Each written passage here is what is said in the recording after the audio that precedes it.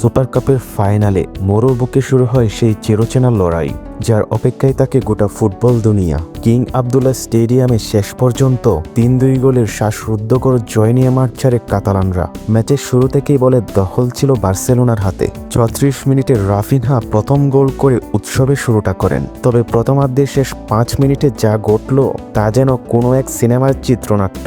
Vinicius গোল করে সমতায় আনতেই লেভানডফস্কি আবারও এগিয়ে দেন বার্সাকে, কিন্তু বিরতির ঠিক আগে গার্সিয়া গোল করলে ম্যাচ রূপ নেয় ২-২ গোলের সমতায়।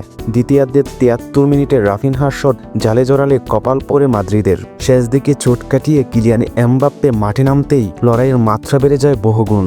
আর ম্যাচের শেষ দিকে ফ্র্যাঙ্কি ডি জং লাল কার্ড দেখে মাঠ ছাড়লে ১০ জনের দল নিয়ে কাদের কিনারায় পড়ে বার্সেলোনা। তবে গোলরক্ষক জোয়ান গার্সিয়ার আত্মবিশ্বাসী কিছু সেভ আর রক্ষণভাগের দৃঢ়তায় জয় নিশ্চিত হয় বার্সেলোনার। এই জয়ের মধ্য দিয়ে বার্সা নিজেদের রেকর্ডে যোগ করল আরও একটি মর্যাদাপূর্ণ ট্রফি।